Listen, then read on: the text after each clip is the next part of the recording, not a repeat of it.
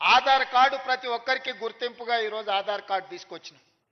ఈరోజు భూమికి భూదారు తీసుకొస్తున్నాం. ఆధారు మనిషికి ఎట్లా గుర్తింపో భూమికి కూడా భూదారు నెంబర్ ఇచ్చి ప్రతి కమతానికి ఒక ప్రత్యేకమైన నెంబర్ ఇచ్చి ఆ భూమి యొక్క వివరాలన్నిటి కూడా అందులో పొందుపరిచే విధానాన్ని తెచ్చుకుందాం. ఇంత సాంకేతిక విప్లవం ఉన్నప్పుడు అదో పెద్ద సమస్యనా? ప్రతి భూమిని మెజర్మెంట్ చేసి సరిహద్దులు నిర్ణయించి ఇండ్ల ప్లాట్లకు చేస్తలేమా?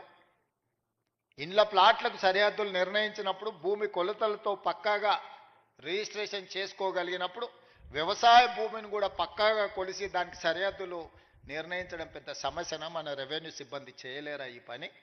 దీన్ని మనకు అసాధ్యమా? తెలంగాణ రాష్ట్రం సాధించిన రెవెన్యూ సిబ్బందికి భూమి హద్దులు నిర్ణయించేది తెలంగాణ రాష్ట్ర హద్దులే నిర్ణయించగలిగిన రెవెన్యూ శాఖ సిబ్బంది భూమి యొక్క హద్దుల్ని నిర్ణయించడంలో పెద్ద సమస్య ఏముంటుందని నేను అడుగుతున్నా.